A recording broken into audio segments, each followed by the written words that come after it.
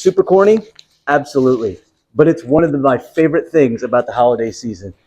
You can see, open in 25. About to do this in a minute.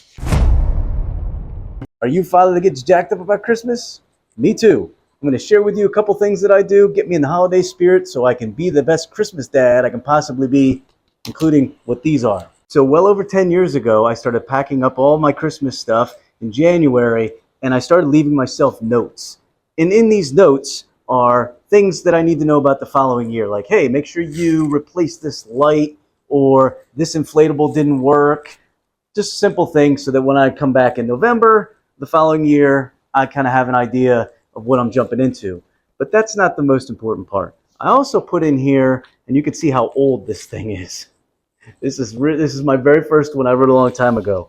Notes to myself about, hey, like, get in the holiday spirit, do it for the kids, those kinds of things. But I also put in like some goals for myself or where I think the kids are going to be. And I also put in some reminders, like, here's where we were last year at this time. Here's what this kid was doing that was amazing. Here's what this kid was doing that was amazing.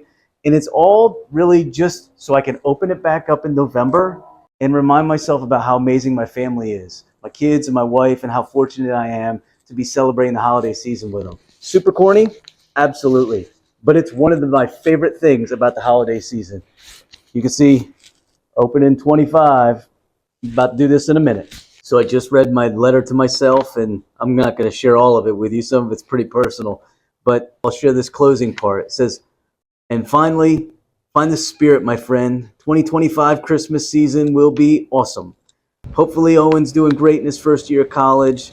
He probably isn't interested, neither are the girls, in helping out getting the inflatables up and running anymore, but that's okay. Don't let it dampen your spirit. Bring the spirit, the Christmas spirit the world needs. Now go check the inflatables and lights and love that family.